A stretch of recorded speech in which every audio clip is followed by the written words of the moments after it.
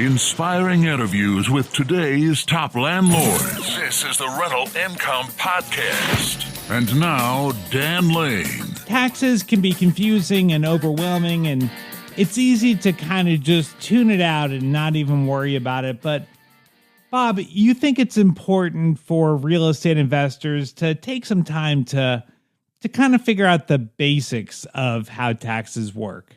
Well, put it simply, something we do in our practice all the time is we try and educate our clients, because then they can ask more concise questions. And then when we talk about the tax law, they're not so in space and not understanding what we're talking about. It helps them be able to understand us more, and it helps them understand more how much they're saving and the things they need to do to save money. So it's important for our clients to understand the law to the extent that they can. And we like to help them do that. I agree. You don't need to be an expert on taxes, but I think having a bit of a foundation and knowing some of the basics will let you have a better conversation with your CPA and hopefully lead to you saving money on taxes. On the podcast today, we're going to talk about some of the deductions that all real estate investors should be taking. We'll talk about some strategies to reduce your taxes, and I've got a few questions about LLCs. Joining us on the podcast today from New York City is CPA Bob Russo. We'll take a quick break to thank our sponsors. We'll come right back and we'll talk to Bob. I want to let you know about a really easy way to track your rental income and expenses. It's an accounting software custom made for rental property investors. It takes just seconds to enter an expense or to record that you collected rent.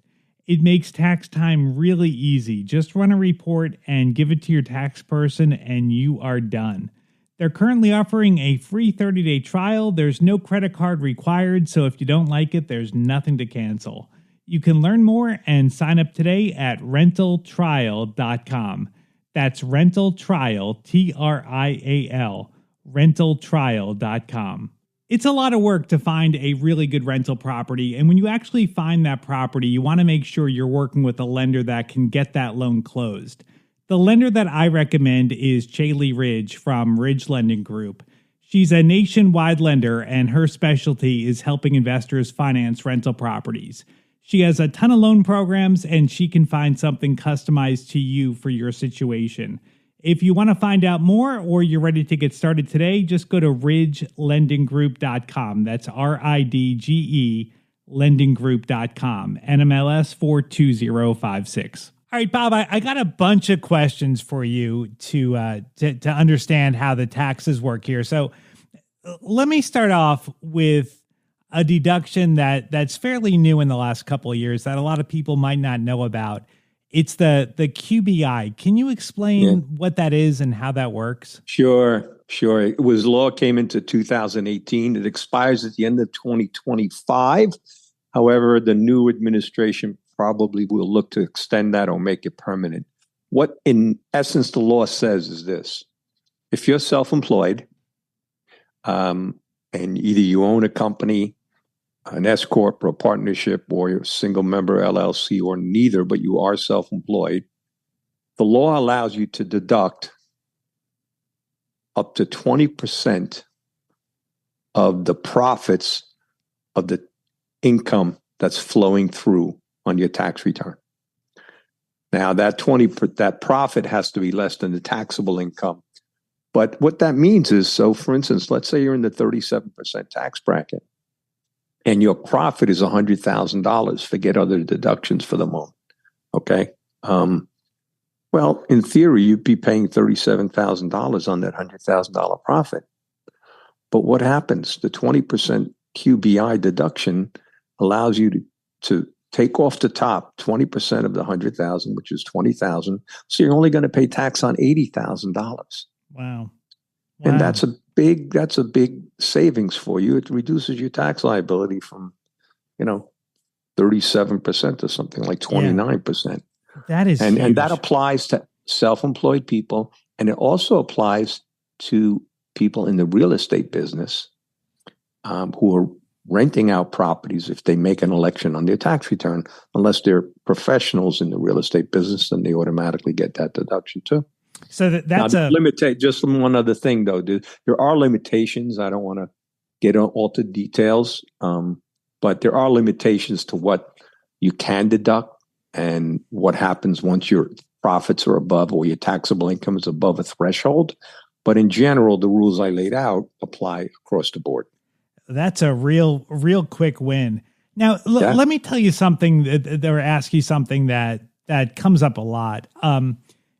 People, I think, are under the impression that just having an LLC, just owning rental properties in an LLC is going to save them money.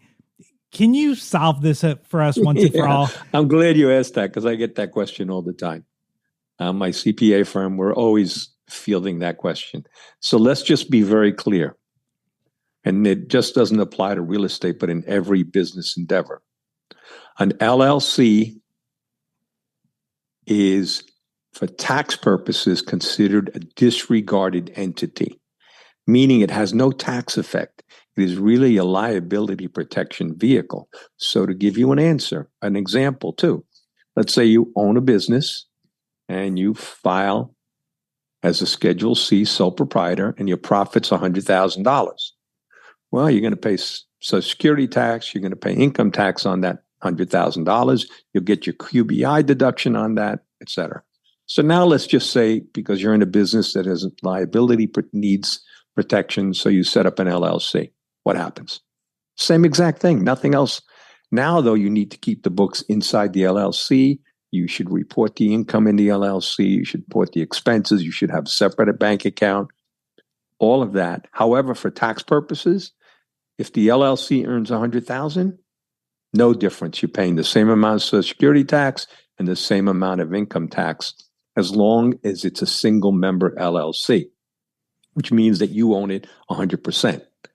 However, you can, at some point, your business grows enough, you can make an election to treat that LLC as an S corporation, a C corporation, or you can bring in a partner, and then the LLC is now treated for tax purposes as a partnership.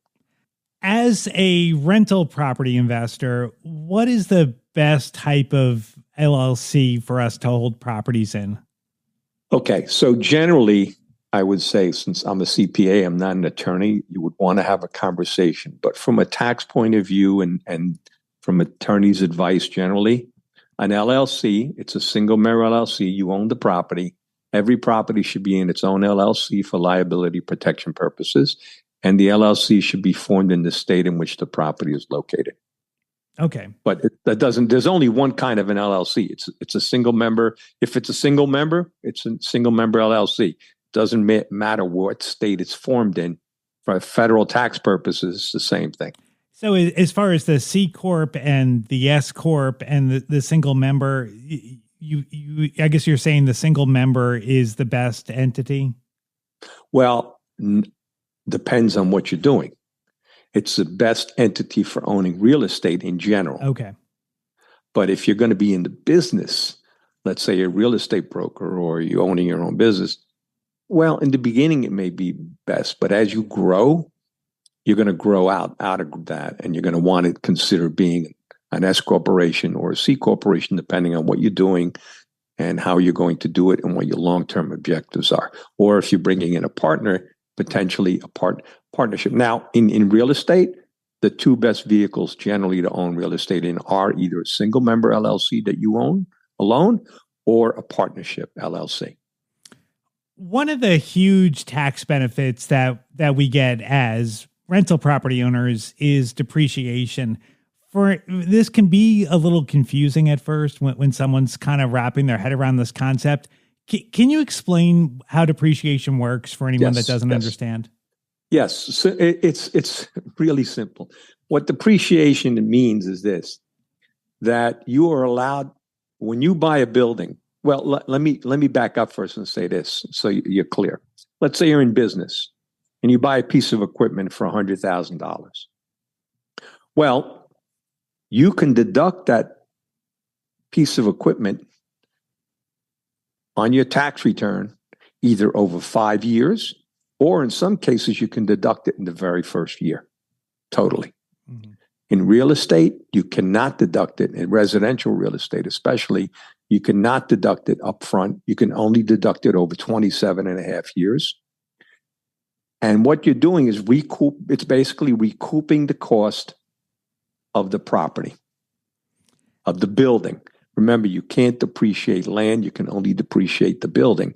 And what that does is it allows you to recoup the cost over 27 and a half years for residential property, 39 years for commercial property, but in some cases, 15 years for commercial property, depending if you're doing inside renovations.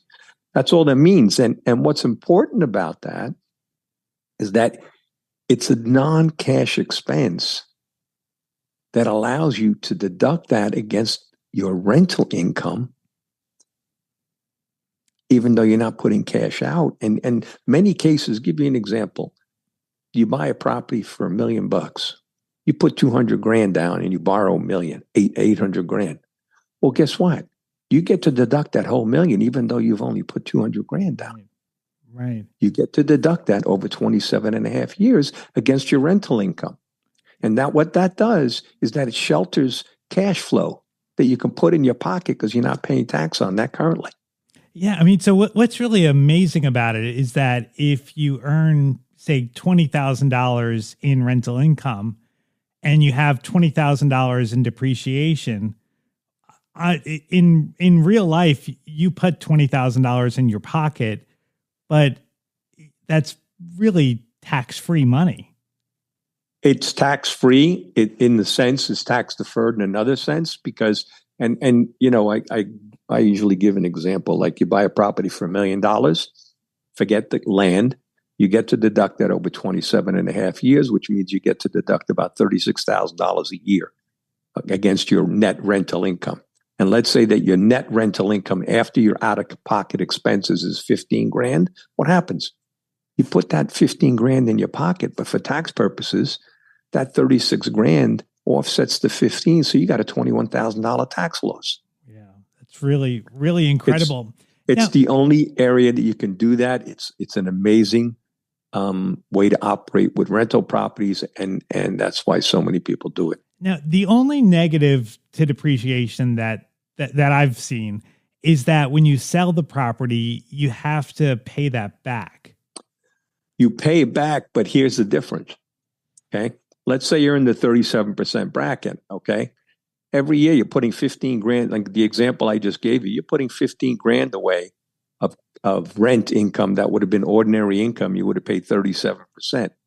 When you sell that rental property, generally, you're going to have to pay a tax of 25% on the property to the extent of the depreciation. But to the rest of the property, it's only going to pay 15 or 20%. Okay. So you're still coming out way ahead. And the time value of money, you own the property for 20 years. You've been putting 15 grand away every year, tax free.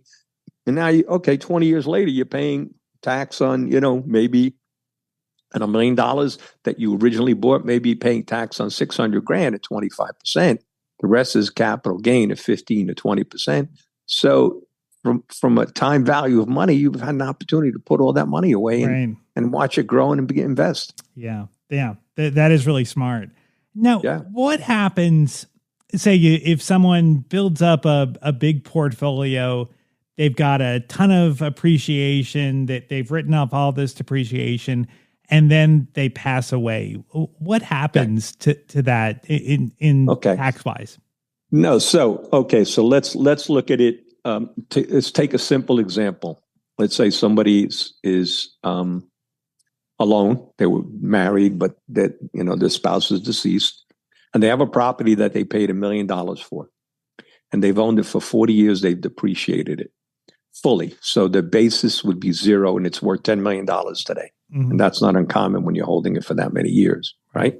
Yep. So if you were to sell that property, you'd pay 25% on that first million potentially, and then 23.8% on that other 9 million, right? Because it's if you were to sell it. If you die under the current law, your estate tax exemption for federal purposes is about $13.8 million, which means your estate doesn't pay tax on that. But now let's say you have a child and that child inherits your property. What happens? Well, you know what? Your basis, what we call basis, means you're in plain language, that means your equity in the property was zero, which is why you would have paid tax on the whole 10 million. but your beneficiary inherits the property at fair market value. So they could turn around and sell that property for $10 million and pay zero tax on it. Wow. Wow. That is pretty amazing. Yeah. The only unfortunate thing is that you're dead, but that is true. That is absolutely right. Absolutely right. The other thing, by the way, and this gets into the area of 1031 exchanges, and I don't know if you want to discuss that, but it's another way of also transferring wealth from one generation to another by having property that's grown in value, buying higher level property. You know, I gave you an example just now. The property was worth 10 million. You sell it, but you do a 1031 exchange, so you don't pay any tax on that. It's deferred. You buy a property worth $15 million. You put an additional $5 million in debt in there.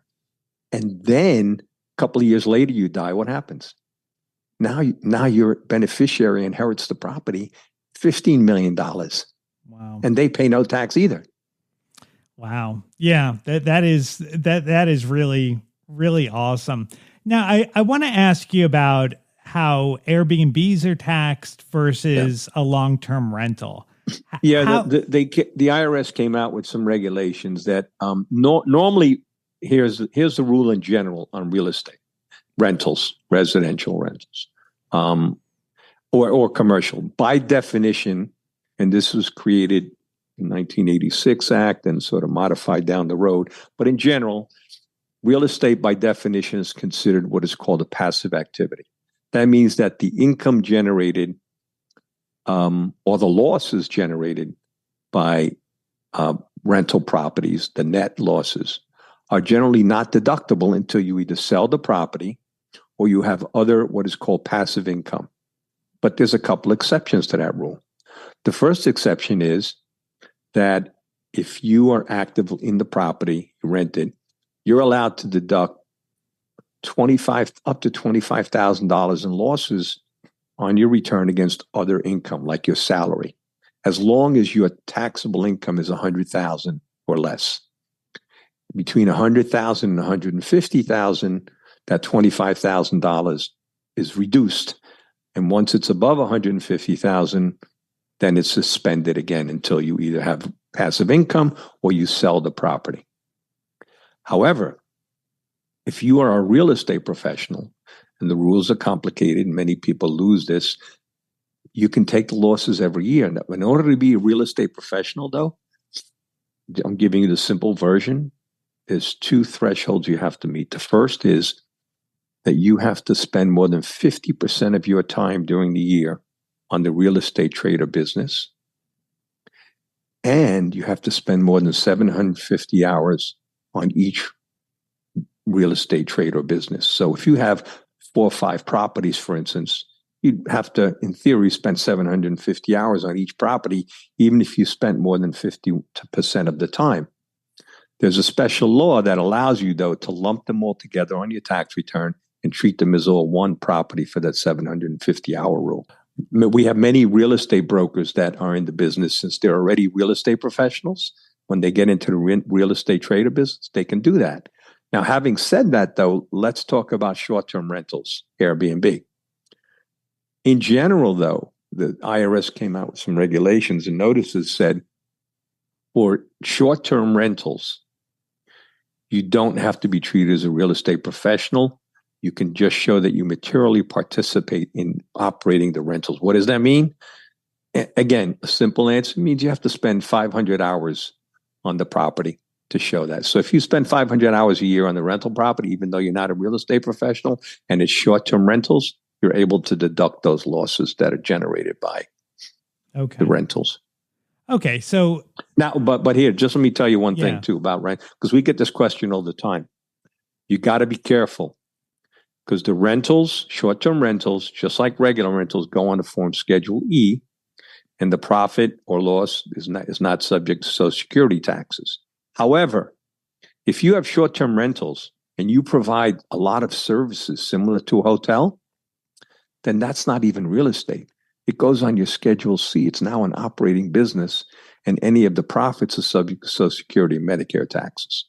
So you got to be careful of how you operate it if you don't wish to be treated as a hotel. So Yeah. All right. So that gets confusing. So with a long-term rental, it's very straightforward that this is a passive activity. You're not paying Social Security, Medicare tax. But with the short-term rental, you've got to be careful. Correct. Okay. Correct. Now, somebody leaves. So, for instance, somebody, comes in, they come in, they stay for 7 days, 6 days, 5 days. They leave, you come in, you clean up, and that's it. That's not a hotel. Okay. But if you're providing services to the people while they're there, similar to what a hotel would be, then that could be considered of running a business, not a real estate. What about a midterm rental where someone's renting for, say, 3 months at a time? Okay. What about it? Like how would that be taxed? Would that? Well, that probably would be considered a longer term rental. It's not a short term. Normally you're looking under 7 days or less or something. Okay. Another huge tax benefit is with the primary residence, that if you live in a property for 2 years, when you sell that property, a lot of the gain can be tax free. Can you explain how that works? Yeah. The rule is this. If you and or your spouse combined, and I'll get into the differences, live in your home, own it, and live in it for a minimum of 2 out of 5 years, and it does not have to be consecutive years. Okay. If you do that, then when you sell the property, if you are single, you're allowed to completely exclude the first $250,000 of any gain you make on the sale. If you're married, you're allowed to exclude $500,000. However, if you're married, you got to make sure both spouses, as either a married couple or joint owners combined, have lived in it for 2 years. If you're married, it doesn't matter who owns the property. If you both live in it for 2 years, you're done. But if you're not married, so give you an example, John and Mary or John and Joe, doesn't matter, buy a house and they're living in it for a year and a half and then they get married. Okay. And it goes in John's name. Well, what does that mean? That means that now you got to wait another 2 years for Joe to be living in it, because now that they're married, it doesn't matter who lives, to be eligible for the $500,000 exclusion. If, on the other hand, they move in and it's jointly owned, doesn't matter when they get married because they're both on the deed. So 5 years later, if they sell it, they both still get to exclude it, whether they're married or not at that point. I mean, that is a huge. It is very big. Huge. Yeah. I mean, it's like mind-boggling to get $250,000 or $500,000 tax-free. Is a game changer. So if we have a lot of listeners that buy a property, they live in it for a little bit, and then they turn it into a rental. Would you say that if you have a big gain, you might want to take advantage of the tax-free money versus turning it into a rental? Because if you rent it out for longer than 3 years, when you sell the property, you're going to pay capital gains tax on it. Correct. Well, I would say this. It totally depends on the cash flow of the property. Not just the taxes. Because listen, if you can rent that property and you're now depreciating it and you're putting $40,000 a year into your pocket, why not? Right. Right. Right? I mean, that's a huge chunk of putting it away. So it's, I think you would want to look at all the factors, tax being one of them, but cash flow and the time value of money being another. Now, what if you own a property? Say you buy a property as a rental, you rent it out for a couple of years, and that property has appreciated a couple $100,000. Could you move into that property, turn it into a primary residence, live there for 2 years, and then sell it and have the gains be tax-free? Not the whole gain. There's going to be a proration that you're going to have to do in order to still pay tax on some, and you'll be able to exclude some. It's not 100% when you've rented it out. The other thing I was going to mention before about home office. So let's say that you live in a house, you got 5 rooms, and one of the rooms is an office for your business, right? 20%.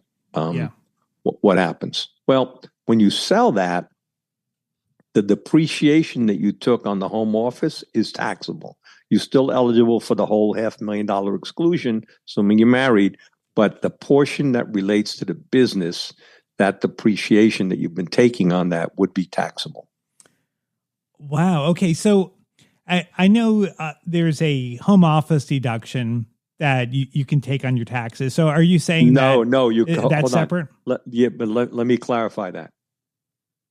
Since 2018, prior to 2018, if you're an employee and you were required to work from home, and you had other personal business expenses that were not reimbursed, you could take that on your personal return as an itemized deduction. 2018, they did away with that, and that's set to expire at the end of 2025. So the only time home office is deductible right now till the end of 2025 is if you have a business and you're deducting it against your business income, whether that income is on your personal return or is on a partnership you're getting reimbursed or in your corporation. Okay. So that's how that works. Somebody told me a long time ago that if you take that deduction, it's kind of like a red flag for the IRS. Is that true? Yeah, no, absolutely not. But first, let me just tell you about audits, okay? Because we've done a lot of them. Yeah. And most of them were not even our clients. Never be afraid of an audit. Always be prepared for it. Okay, that's my advice to clients. Number one. Number two, I don't know where people get that. In and of itself, it does not mean you're going to get audited and a red flag. We have many clients that use home office. In fact, I'll tell you a funny story about this. We had a client come to us. They're a client now, but they weren't before. And the former accountant actually cheated and was lying on his return. They got audited by the FBI version of the IRS. Wow. And the former accountant told these people the spouse was an artist and she had a gallery in the Dominican Republic and she had home office. And he told her, oh, never take home office because you're going to be audited. Well, okay, so much for that. He ended up in jail. They came to me, and then for 12 years later, we've been taking home office, and they've never had a problem. If you have any follow-up questions or you want to talk to Bob about having him do your taxes, I've got his contact information on the website. You can find it at rentalincomepodcast.com/episode 508. I'd like to thank Chaley Ridge from Ridge Lending Group for sponsoring today's episode. If you're looking to buy a rental property, whether you're just getting started or you want to add to your portfolio, reach out to Chaley.